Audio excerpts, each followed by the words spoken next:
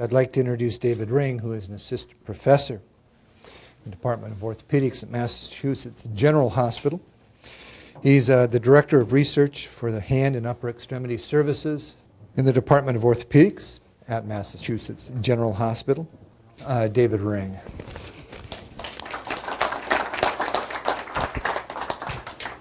This is a loaded title, geriatric, right? I mean, we talk about this. So I have to go right to the dictionary. What is geriatric? Of or relating to geriatric medicine or to older people. Not very helpful. Elderly, quite old, past middle age. I think this is one I usually hear. So you can see it's kind of loaded. I think I can't remember where I got this, somewhere online. Old age, the last period of human life, now often considered to be the years after 65. And so there's a now, there's a current, this is changing, this is evolving. I like the last period of human life. I think that's completely inoffensive and totally accurate. So let's call that the close of human life. Think of it as maybe the last third of your life. I'm comfortable thinking of it that way. And in the last third of your life, I hope I'm riding a bike. I hope I'm playing golf. I hope I'm playing tennis. But I don't necessarily expect to be, but I'm going to try. But in that last third, or in that close of human life, you face osteoporosis, which I'll discuss a little bit, but I'll leave most of that for Dr. Regazzoni. Decreased agility. You've got other things going on, arthritis and whatever medical comorbidities and things, and we talked about rotator cuff and all that. And then there's declining physical demands. We try to keep active, but a lot of us don't do as much. And then you get sicker, and which affects both those demands, but also your ability to have anesthesia.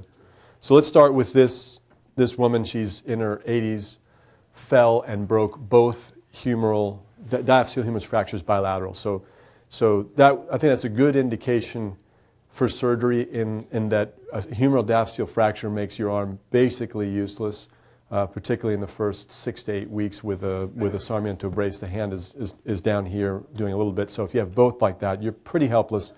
An older person who is, as I mentioned, maybe more frail, more infirm, other comorbid problems, actually has less resources and less capacity to rebound from that. So surgeon plated both fractures. But you can see the signs of trouble, and this is what Dr. Regazzoni will deal with, but there are bolts on the other side, and clearly this is bad bone. The problem with doing all those bolts is now you've stripped it and devitalized it and caused more trouble. But there's other problems to come, and that is that there's such weak bone that at the end you can break. And now there's this is a patient, I won't show you the end of this case, but this is a patient that came to Jesse with a double level non-union infected, etc. Anyways, he fixed it as he usually does, got it to heal. But just to show some ways of dealing with this that people have tried, that is using a long plate and also using allograft bone to try to get some decent bone in there. But again, you have to strip to do that. Using cement, which leaves a big ball of cement, which is impossible to get out. If it gets infected, it can get hot, it can cook things. It's hard to really deal with. Using blade plates or fixed angle, we're very comfortable with that now. In fact, we have locking screws. You can see some 6-5 screws where cortical screws should be. That's another technique people have used over the years. When you're 4 or 5 cortical screws stripped, you take a 6-5 and put it in. Again, the long plates, almost the whole bone, to avoid that stress riser, to get more hold on more bone. And then we had these Schuleys, which were nuts that made a regular hole into a locked hole. It was the precursor of the locked plates. This is the Schuley washer, precursor of these locked plates. Now that we have the locked plates, it's great.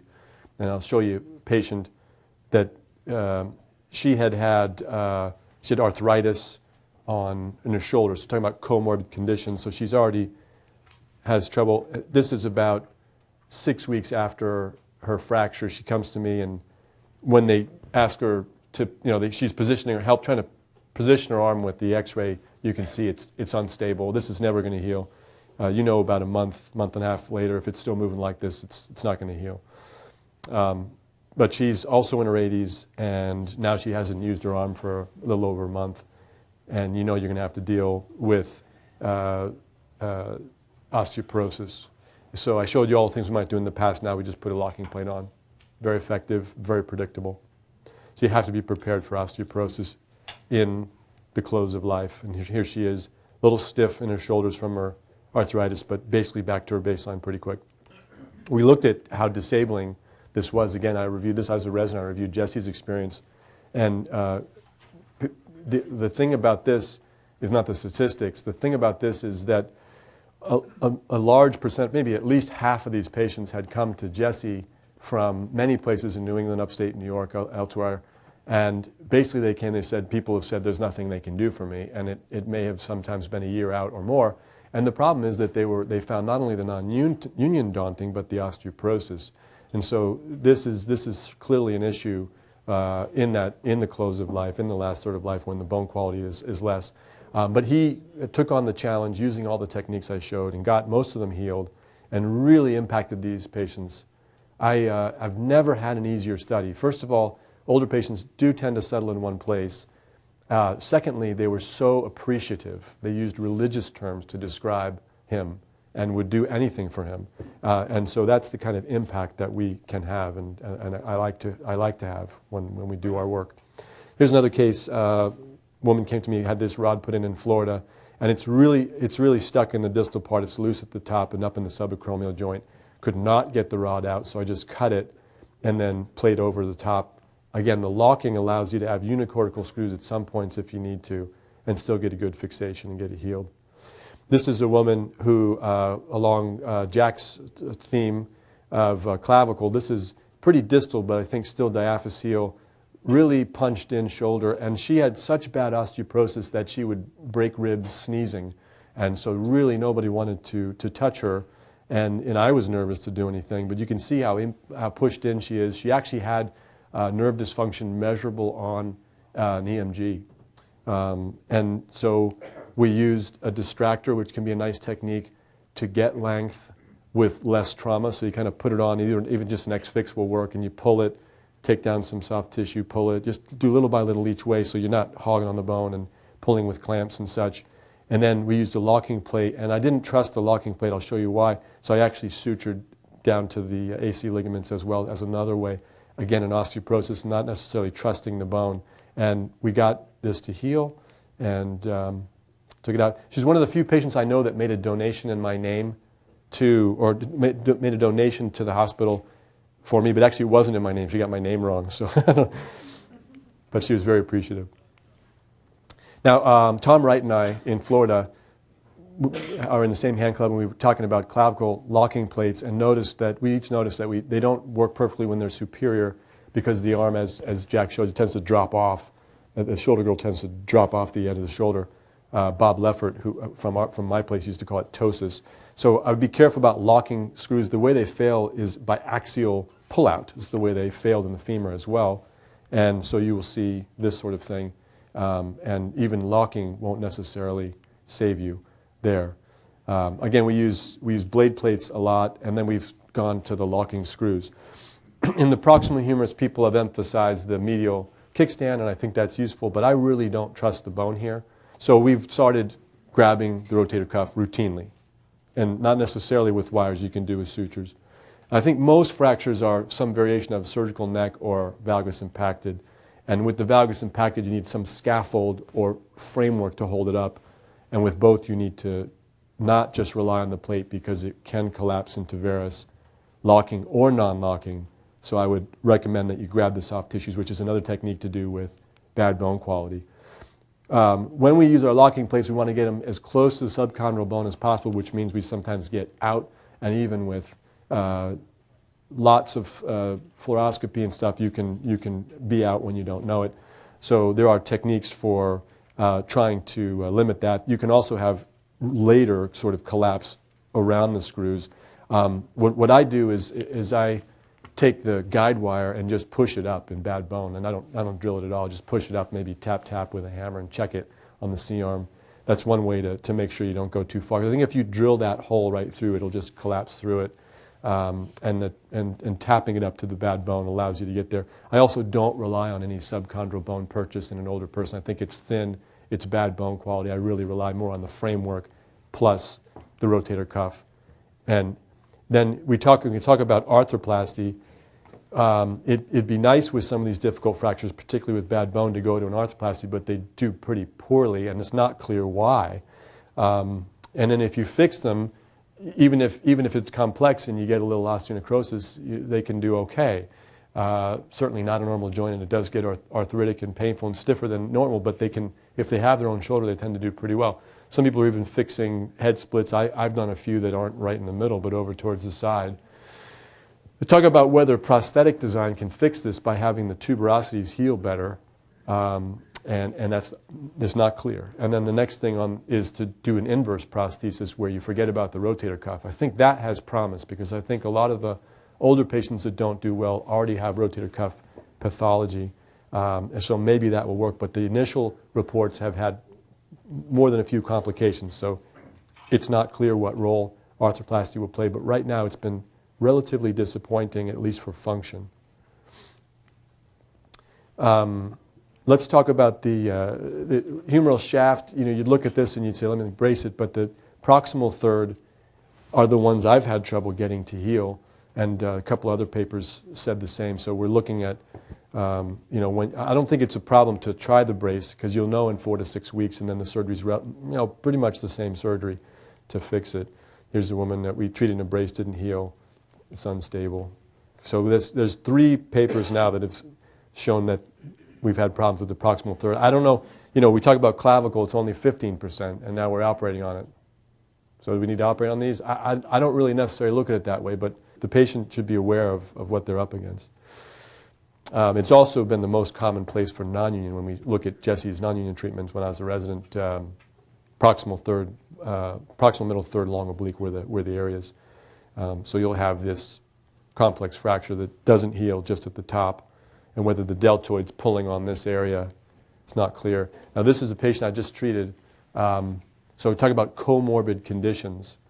So she had breast cancer surgery on this side and has not just the worry about whether she'll get lymphedema, she has lymphedema. She has a very edematous arm. And she also had a lesion right here, which I was watching the whole time, and eventually we took out and ended up being squamous cell cancer. So she's got these comorbid conditions. She's got this unhealed fracture. She's miserable, and she's got lymphedema. What do we do? And it's been 8 months. And add to that somebody took an MRI down in Florida and told her that there may be cancer, recurrent cancer in her humerus, so she's really unhappy too, and really, so you can see what I did here. There is no locking blade plate, so we did what we used to do. We bent over a locking 4-5 narrow plate as a blade plate, and again, this is really bad bone, so this is sutured to the rotator cuff as well. And then we made a long plate, locking screws. Okay, but not long enough, not long enough. So she did pretty well with her lymphedema. She healed, the wound drained a couple days, dried up, no infection, got rid of the swelling, got it down to baseline. Then unfortunately this happened to her. So we can talk about distal third fractures. Distal third fractures are very difficult because you've got to handle the radial nerve, and then you run into the conoid electron fossa and the joint down distal. But there are plates now that curve to the side and lock. This is the Synthes plate, and there's a couple of different companies that have these types of plates. I don't know if they all lock, but very useful. You know, it's interesting. I have a few other patients, but she's my most dramatic patient of whether you can operate in lymphedema. And sometimes you have to, and we did pretty well. In the distal humerus, we talk about whether the plates should be perpendicular or parallel and whether they should lock. I think there's advantages and disadvantages to each approach. One thing you debate about the biomechanics, but orthogonal is better biomechanically for sure. That's a basic biomechanical principle. But if you do it at the distal humerus, you get more metal because you get longer screws. So it's more metal, orthogonal. It's probably a wash.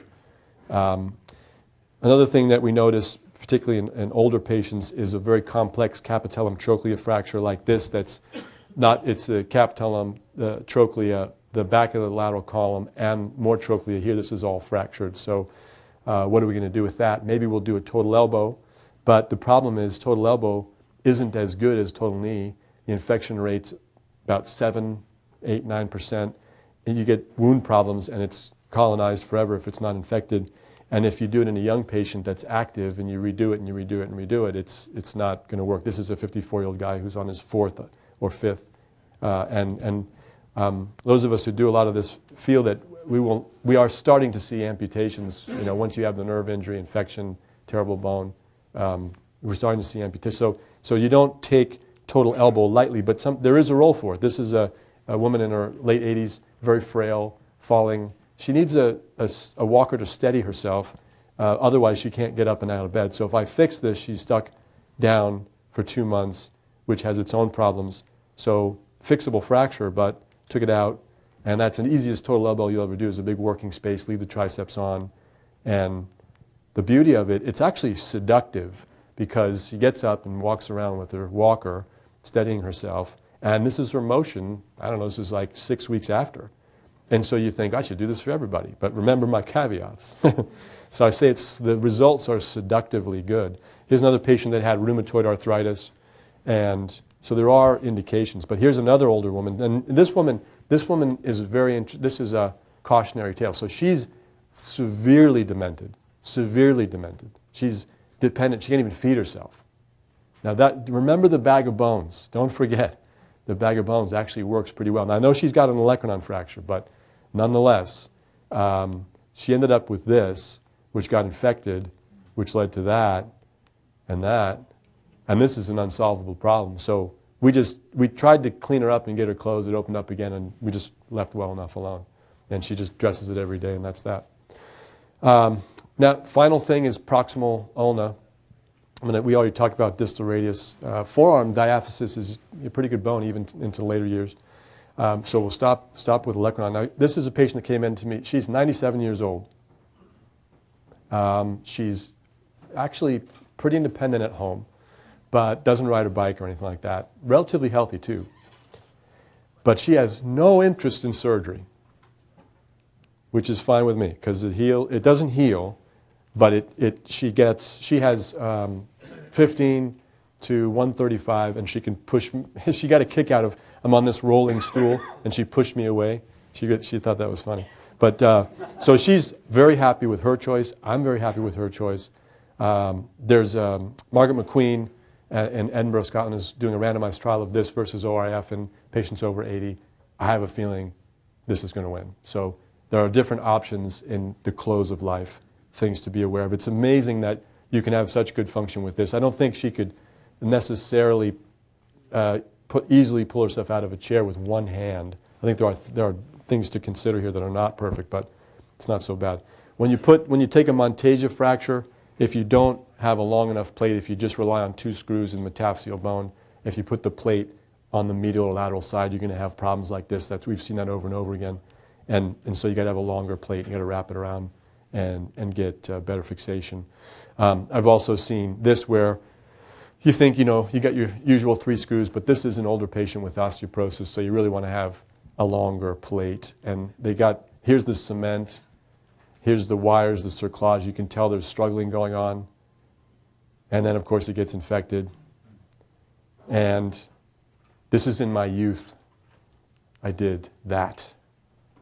And she did that. I've done 3 arthrodeses. One was a guy who had a 21 centimeter defect, and we did it, Sangalene, I did it with a vascularized graft. He was very grateful because then he could use his hand was actually really good. That was useful. But the other 2 I did were exactly like this, and I will never do again. People call it punitive, but it really punishes you because both of them broke here. This is perfect, but who cares? Okay, so geriatric, no, it's called the close of human life. In your last third of your life, your bone's going to get weaker, you're going to be less agile, you're going to have decreasing demands, you're going to be sicker, you're going to have other comorbid conditions, and you're going to be interested in treatments like non-operative treatment for your olecranon fracture. There'll be a time in your life where replacement is better than fixation or even bag of bones. And, but by the same token, it's not age, it's not a number, because many people are able to keep active and healthy late into life. And my mentor, Jesse Jupiter, is an example of that. He still plays competitive soccer, basketball, still wastes us on the field at Journal Club. So it's not a number, but these are the issues that come up, and I hope that's a helpful review of them. Thanks.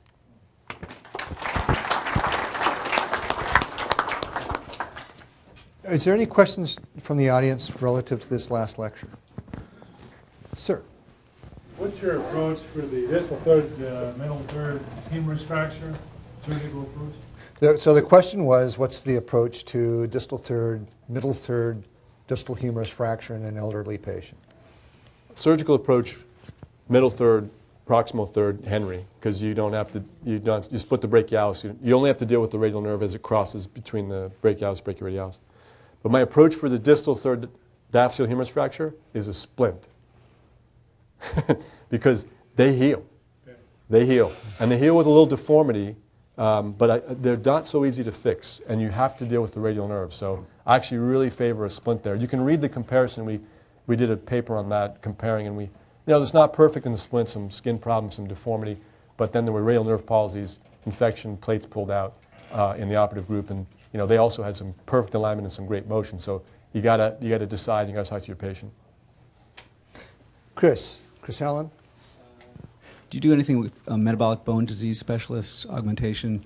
Well, that's interesting. We've talked about owning the bone, and I do think we all own responsibility for the patient as a whole. I'm known for that. So, but do I order a DEXA scan? Do I put them on Fosamax? No, because that's not my area of expertise. But I talk to them about it. I say this is related or potentially related to osteoporosis.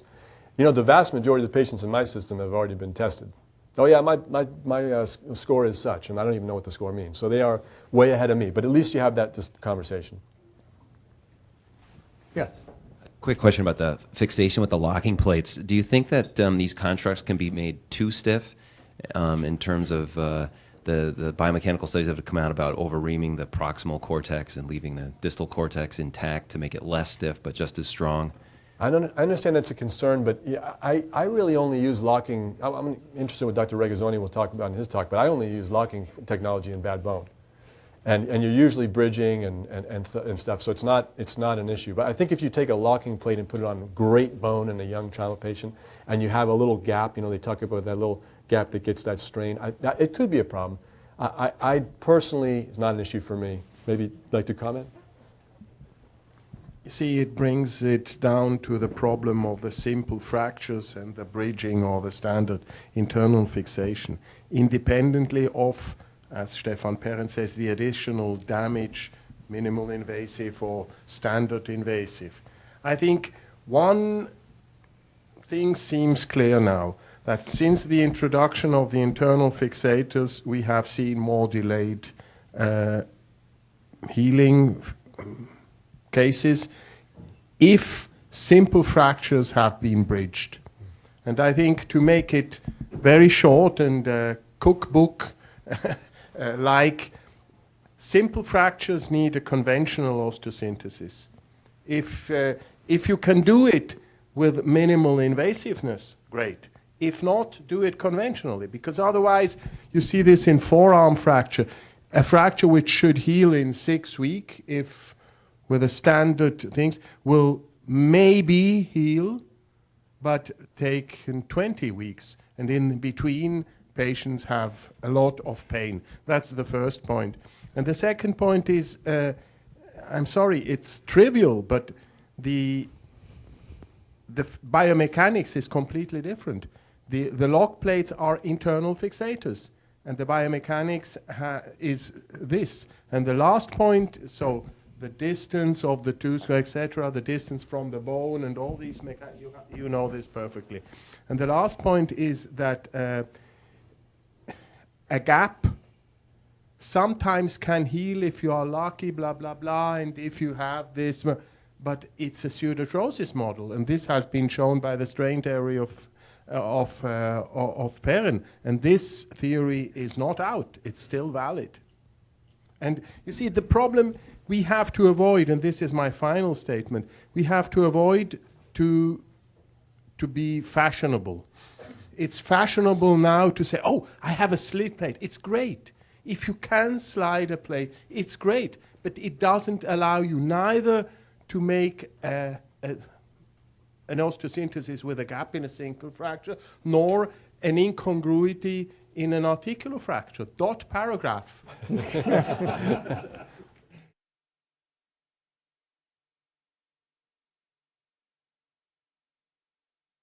Dr. Regazzoni is the chairman emeritus of the University of Basel in Switzerland. He was a resident under Martin Allgauer and stayed as an attending, working with and for him until he became the department chair. He is a founding member of Society for AO International. He is a founding honorary trustee of that foundation and remains a legend in the AO. Most importantly, he enjoys what he does. He enjoys teaching, he enjoys thinking, he enjoys seeing patients. And although there is no reason for him to have to, he will, when he is in Basel, set aside a clinic day, see 10, 15 patients, just to see how well they are doing and to help them direct their care. And he is interested in what is evolving with medicine in not only Switzerland, but in the world as we deliver care. And to that end, I'd like to introduce, with great respect, the professor, Dr. Regazzoni.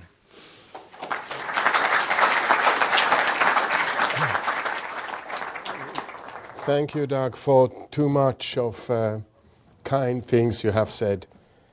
I'm happy to be here. Thanks for the organizer.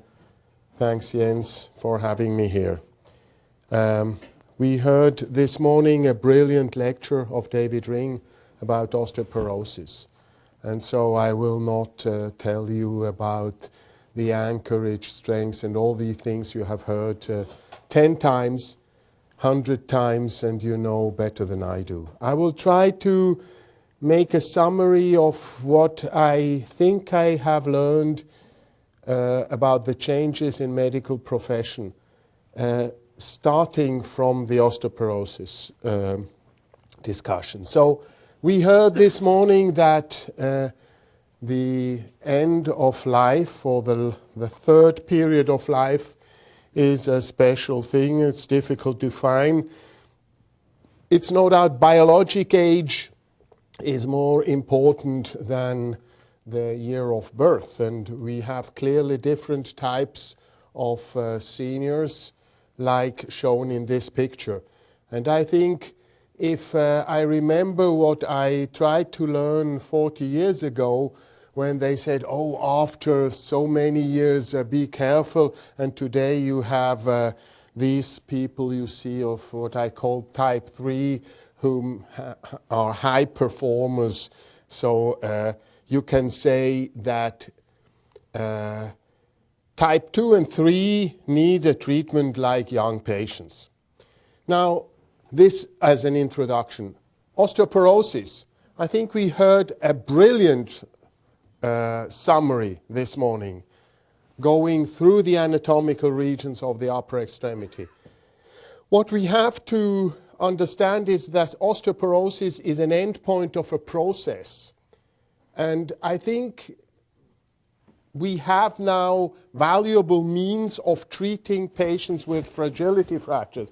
But an optimal internal fixation, however important it is, and again, Dave has shown this perfectly, it's not enough. We have to involve others to take care of the underlying problem, which is osteoporosis. And I just don't care whether this is a so-called osteogeriatrician, an endocrinologist, or a rheumatologist, or whatever.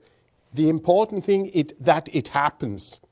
And if we look that there are still, I know there are regional differences, no doubt. Here in Seattle, it is completely different. People are taken care and sent to work up for their osteoporosis. But there are, if you look at the world, regions where people have a perfect treatment of their fracture, but are not correctly diagnosed and have not and are not entered in a therapy scheme which today exists and often is simple.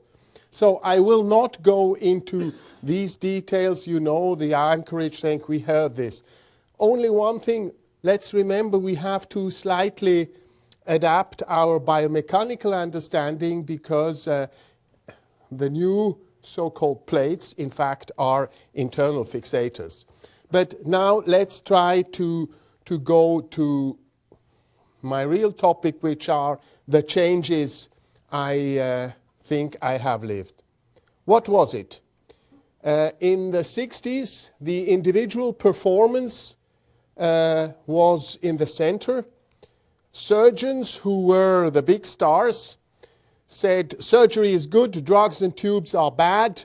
The anesthesiologist would say poor pain control means poor outcome. Between the two, there was a big wall and almost the minimum of discussion. What do we have today? We have an internationally accepted timeout. We have the marking of the limb or the site of the operation to avoid wrong side surgery. And we have courses to improve team performance. And we know that team performance, the formula for team performance is a product. So if one factor is zero, everything is zero. And so we go from individual performance, we went to improvement of process quality, and clearly we all know this, from generalists to super specialists. Now, Goethe, the famous German poet and writer, has coined this phrase, which I like very much. When beware of two things: when confining oneself to one's profession, of stubbornness, and when you step out of insufficiency or inadequacy. And this is something I don't want to expand, but I would ask you to think this over, because you have the two ways. And finally, there are patients who might suffer. So another thing is that 40 years ago, my beloved teacher and afterwards friend Martin Allgöver was the big chief. He decided almost about everything. But today, doctors are no longer the sole professional group influencing the diagnostic therapeutic process, and therefore also for the total quality management, there are others who have an increasing influence, the so-called non-medical professionals. Politicians, insurances, hospital directors, head of informatics, purchase chief, technicians, etc. So we can say, oh no, I'm the only who knows, and we can fight. It's easy, we will lose. Cooperation is better. But the prerequisite for a good cooperation is the acquisition of crossover knowledge. This does not mean that we then know everything, because this is what one could call polyfunctional illusionism, but it's at least to know what my neighbor knows more in depth. And team should be understood as shown here. Together everybody achieves more. And then you see that all these decision makers, and not only the doctors and paramedics who were at the center 40 years ago, should try to optimize something which concerns the center, which should remain the patient. And I think we should realize that there are increasing data showing that the communication between the two fundamental players or actors of this happening is sometimes disturbed. Because, you see, it's also like this. Maybe just think of it. I don't come here convinced that I give you an answer or I have solutions. I just would like to, maybe it's trivial what I say, everything is clear, but I think it deserves a few minutes of thinking. And maybe we have a little bit a too technology-centered way of functioning. And I say this as I love technology. I have been working in a technical commission for a long time. I'm still there in the AO Foundation. So for sure I have nothing against technology, but it's like when we make case discussions. But I say it's better to have a problem-centered approach instead of an implant-centered approach. What do I mean? Say, oh, this is a case. What implant? No. List of problems, possible solution, weigh the problems, ask maybe somebody who knows more than you, and then you come to a really evidence and not eminence-based decision. And healthcare being a complex process, and we are talking about process, since I said it at the beginning, we have to make a coordination, and we should realize that in complex processes, we should not mix up coordination as team leader and command. Do like this, right or wrong. In medio virtus was the old Roman saying. And I think if 40 years ago the surgeon-in-chief was the superpower and he could decide about everything in a hospital, maybe this was exaggerated. But if it goes to the other extreme, it's also wrong. And I come back to the saying of Goethe. If we don't find a way to cooperate, to understand, to acquire crossover knowledge, then we will be, as this German author said, we will be foreigners in our environment, or in what should be our environment together with our patients. This brings me to a very fundamental problem. I once had a clash with the administrative director of our institution, which was giving a lecture explaining that treatment algorithms have to be optimized like in industrial processes, and that the patients are no longer patients, they are clients. And I think this is simply nonsense. Even if there is no doubt that optimizations are possible and necessary. And this is, I will give you an anecdote. I was operating 3 weeks ago, a malunion of the elbow, and I just happened to ask my fellow colleagues, do you know how much a single-use draping costs and how much this suture material costs, and the implants we use and all these kinds of things? And the answer was like this. This can't be. But because if we behave like that, then we cannot complain that we are treated like slaves of those who pay and therefore decide. So we have to acquire, we don't need to become the specialist in all these things, but a minimum of crossover knowledge is important, because otherwise the process improvement is not possible. So economic competence in medicine is needed to avoid waste. And I'm sorry, we all know, and I think we should be able to accept that there is what certain persons call hypermedicalization. Unnecessary surgery is a reality. I think it's dangerous not to accept it and not to work on this topic, because otherwise it will be imposed on us. I'm absolutely sure.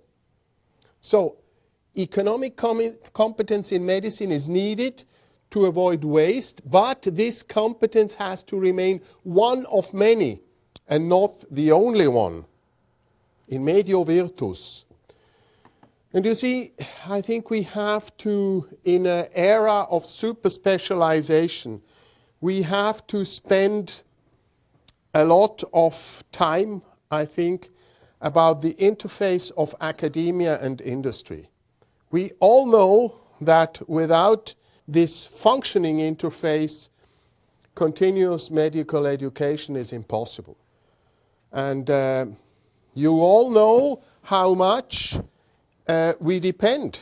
And in the surgical specialties, we are talking about roughly 3/4, which are so-called sponsored. And therefore, neutrality is indispensable. And neutrality and these 3/4 are not a contradiction. It's just a question of organization.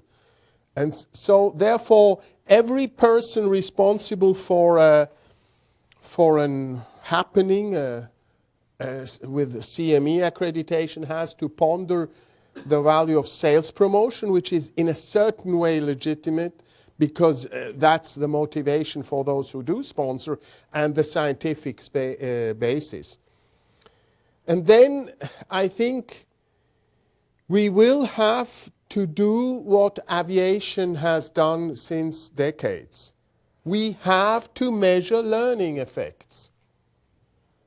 And now I leave it to you to answer whether we do this efficiently, and if the efforts given to this purpose are enough or not. And you see, quality control is something the whole world is talking about, and from my point of view, not enough happens. And as Churchill said, it's very difficult to talk about to predict things, especially when the future is concerned. So I don't want to try to do this, but I'm absolutely sure that if we don't do it as a group we are, it will be imposed on us. And I give you just an example. In Italy, I'm half Italian, during the last year, 2010, there have been 3 big articles on daily journals, daily newspapers, asking for a flight recorder in surgery. What does it mean? It means a continuous, untampered, and complete documentation, which allows, like with a flight recorder, an ex post evaluation. If we do not do that, I fear, I don't know when, but I'm almost sure that it will come and be imposed. And then it is imposed by people who maybe have less knowledge about the background than we have. And we have also to understand that the possibility we have to generate new knowledge out of this package, like in aviation. See, it's incredible. I think there is no doubt, nobody within aviation questioning the big effect of this. So, and we have to understand one thing: to generate new knowledge, not foreseen ex ante, we have to do this, because otherwise we can only validate or infirm ex ante hypotheses. Because we all know from psychology that we are only capable to see things we are ready to see. And you see, this should not be. It should not be that the preoperative phase is something more or less transparent, and then we dive, and then in the recovery room we come again, and things. And the most important part, which is the operative phase, remains a black box. This is another issue worthwhile to be thought about. Health technology assessment. Technology is appealing. It's sexy, we would say. Yeah, we like new technology. That's great. But I think we have to question a few things. If we don't do it, and if we don't realize the difficult balance between unlimited demands and limited resources, we have problems. And We have to try to remain involved in order to avoid that others decide. And then we have to keep in mind that whatever we think, the final decision, what is good for a patient, as shown in this excellent book of Bernard Orny, is the patient. It's the patient who decides. Standards. Standards are great to homogenize quality, but should not impede innovation. And we should not forget that peers are the champions of yesterday's standard and not always of those of tomorrow. And that it is impossible to surpass somebody if you follow his footprints. And this is sometimes a difficult walk, but I think we have to define who is allowed to surpass the guidelines. And so what happened? The Generation C is maybe more open to the new technology, has a better access to IT because they are natives, and we should avoid to be eaten by the bureaucracy and also eaten by IT technology. So we have to include non-medical decision makers. We have to understand that team is the answer. We have to focus on cost efficiency, and we maybe have to think of a flight recorder following the aviation, because there a lot of progress has been possible.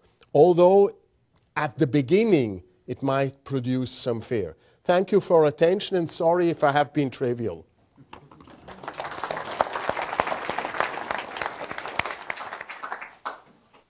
Questions? Comments? When is this flight recorder going to go in? Okay, I knew that this would come with a flight recorder, but I'm happy to answer.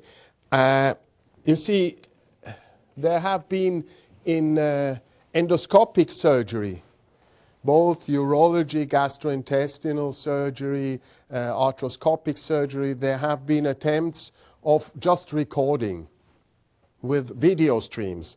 The problem is that video streams, you know this better than I do, are extremely cumbersome and annoying to be handled. And the editing is difficult. Why is it difficult? Because it needs somebody who knows the underlying problem. And this is what's lacking, because the time of doctors is limited. And the quality of despite of HD video stream is still less good than standstill, and especially with a lot of still images, you can work like in a PowerPoint presentation. Now, it's clear, when does it come? I don't know. It depends on us, because it's clear. The fear of the big brother and the lawyer, which comes out, it will be big, and we will have to find an equilibrium there. But on the other hand, there are many doctors who are accustomed to have visitors who watch over their shoulders and would be ready, especially for new technologies. And this is my answer. So I think we have now a group of Stefan Perren, Fernandez, and myself. We have, among others, 120 distal radius with variable angle documented like that, with between 200 and 300 images per operation. And we have altogether a little bit more than 1,000. And I'm happy to tell you more if you are interested. Thank you. Massachusetts has had 2 bills put forward to their legislature to record everything in the operating room. And in our ORs, there's cameras. At Vanderbilt, there are cameras in every OR that the anesthesiologists do to monitor, and they are beginning to push to record that data and are making that to the administration, that every time, their argument is that every time there's been more information, that has been helpful to the institution in terms of documenting things that were done or were not done, whether they were accused in terms of lawsuits. It's been helpful to the institution, is the argument that's being made. So when is it happening? Black box is there now. I'm happy that you say that. But still, it happens that you get an expertise to be made. If a lady having a hip fracture on her left side, after 3 days is septic and has a piece of sigmoid to be removed, because strange enough, this C-arm shot where the guide pin is, where we all know in the sigma, disappeared somehow. So you are right. It already exists. It should come, but it still also exists that by psychokinetic effects or whatever, some documents disappear. And as you say, it is not in the interest of the institution. So we have to work to help instead of... Do you think the intent is to track medical misadventures, or do you think the intent is to make the system better? I think, in America, every automobile manufactured after 2005 has an event data recorder in it. And it just does. It tracks everything that you do, and yet it's inadmissible in court. And I think that, as Bill alluded to, there's a lot of ORs that have cameras in them, but the intent is not to track medical misadventures. The intent is to try to make the process better. And that's what they do. That's the whole point of event data recorders to begin with. Absolutely, I agree. And not only this, there is another aspect. If the liability is taken by the institution, you neutralize or you compensate for a lot of fear. And this is probably the way to go, that the liability is taken by the institution, and then the surgeon is not so afraid, because I think there are in many countries now lists of things which are unacceptable. And on the other hand, we all know that complications happen, but as long as we don't have a global economic understanding showing that an institution or a group or a single individual producing more complication is a more expensive surgeon than another. And this is the way to go. Thank you.